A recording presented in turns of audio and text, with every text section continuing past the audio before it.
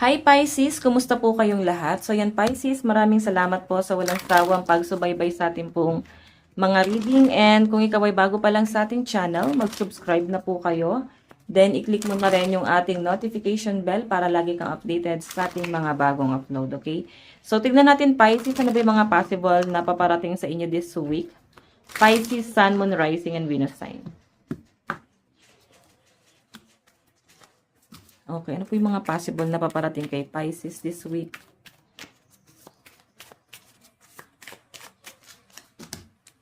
Pisces, Sun, Moon, Rising, and Venus sign. Okay. Hard work is paying off. Wow!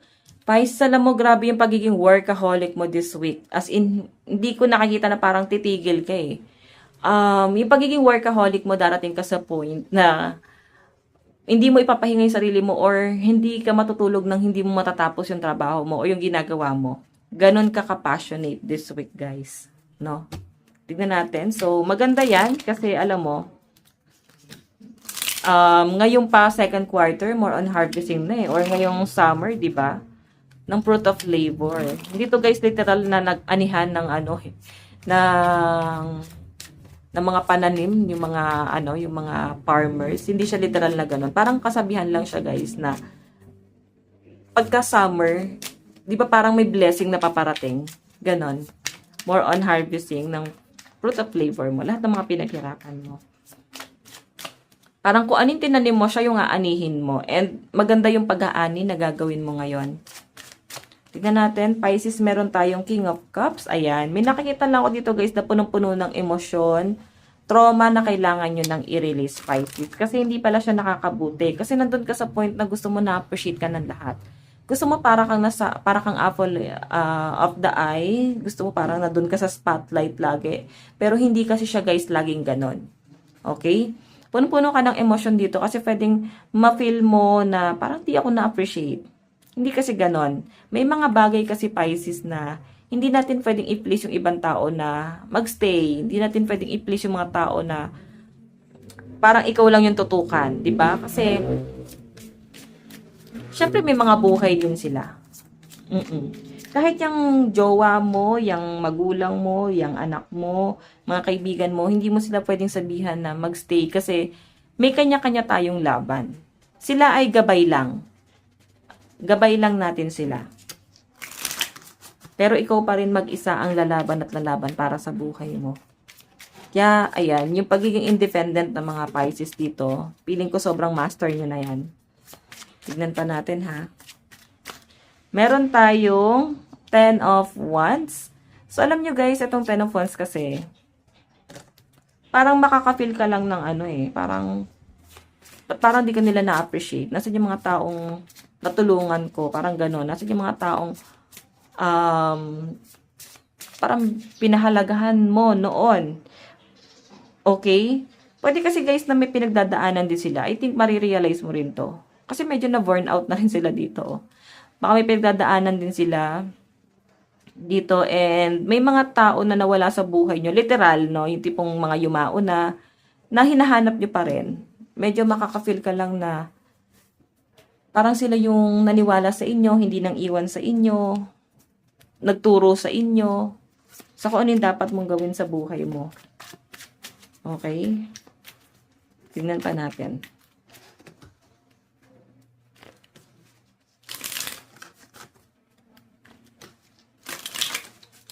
Pisces, Sun, Moon, Rising, and Venus sign.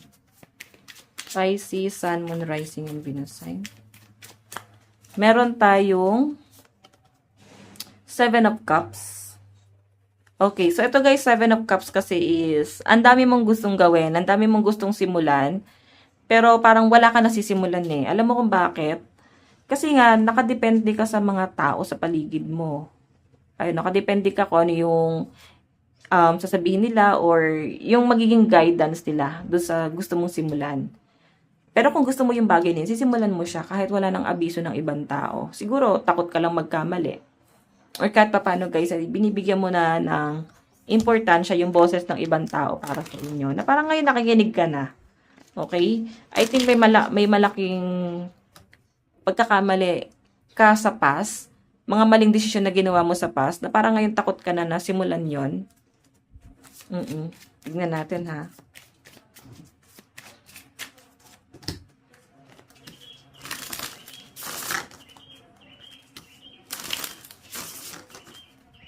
Pisces, Sun, Moon, Rising, and Venus sign.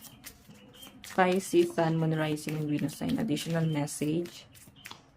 Meron tayong 2 of Cups.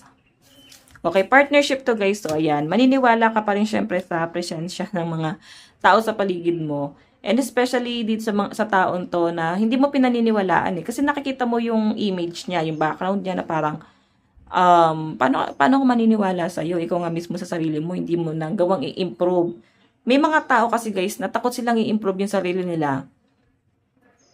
'Di ba? Pero hindi ibig sabihin nun ay malaking failure na sila. Minsan kasi maayos sila mag-isip eh. Marami silang plano pero hindi nila kayang simulan sa sarili nila.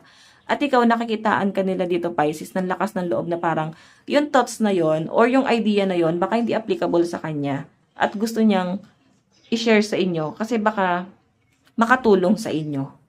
'Di ba? Tignan pa natin Pisces, Sun, Moon, Rising, and Venus sign. Meron tayong 7 of Wands. So, ito kasi guys, 7 of Wands. Parang nandun ka sa point na wala ka talagang ibang pwedeng asahan kundi sarili mo. Yan yung nasasagap ko sa mga Pisces dito. Kasi 7 of Wands ka na dito eh.